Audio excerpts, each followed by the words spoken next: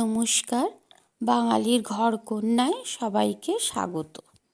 আজকে আমি বানাবো রাঙা আলুর টক। তার জন্য এখানে আমি একটা বড় আর একটা ছোট রাঙা আলু নিয়েছি। একে আমরা মিষ্টি আলুও বলে থাকি। এবার এগুলো ভালো করে আমি পিল করে নেব।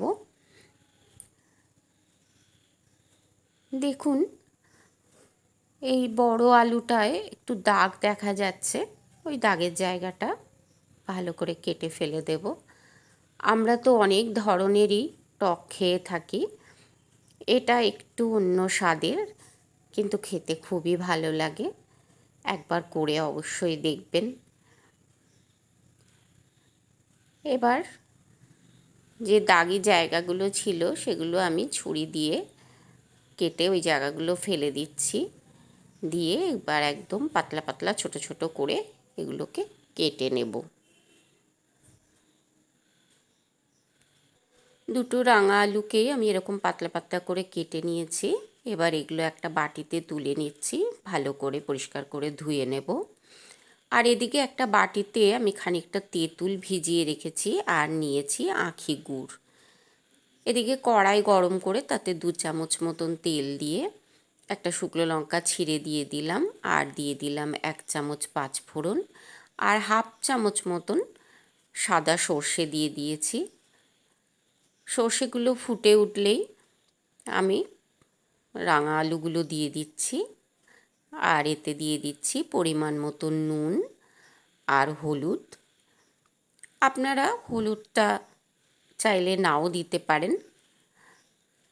আর এখানে আলুগুলো কিন্তু আমি খুব কড়া করে ভাজবো না, একটু হালকা করে ভেজে নেব।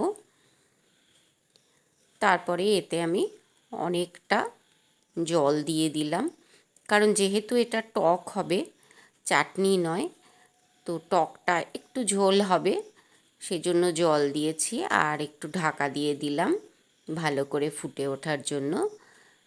দেখুন, ভালো করে ফুটে উঠেছে, আর আলুগুলোও কিন্তু একটু সেদ্ধও হয়ে গেছে।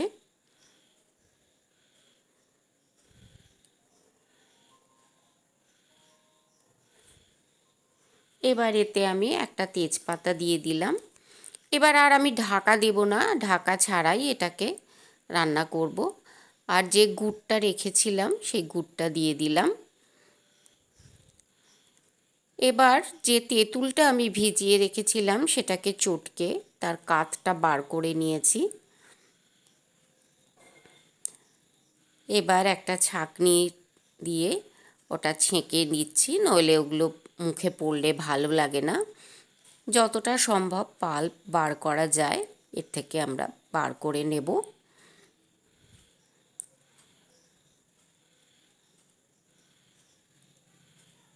এবার এটাকে ভালো করে ফুটিয়ে নেব।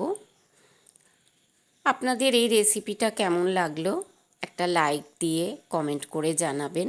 আর যারা আমার চ্যানেলে নতুন তারা চ্যানেলটা সাবস্ক্রাইব করে আমার পাশে থাকবেন। দেখুন, ফুটে অনেকটা ঘন হয়ে গেছে। এবার আমি একটু নুন মিষ্টি সব কিছু চেক করে নিয়ে এর মধ্যে 1 চামচ ভাজা মশলা দিয়ে দিলাম। এবার আঁচ বন্ধ করে একটু স্ট্যান্ডিং টাইমে ঢাকা দিয়ে একটা বাটিতে তুলে নিলেই সার্ভ করার জন্য একদম রেডি।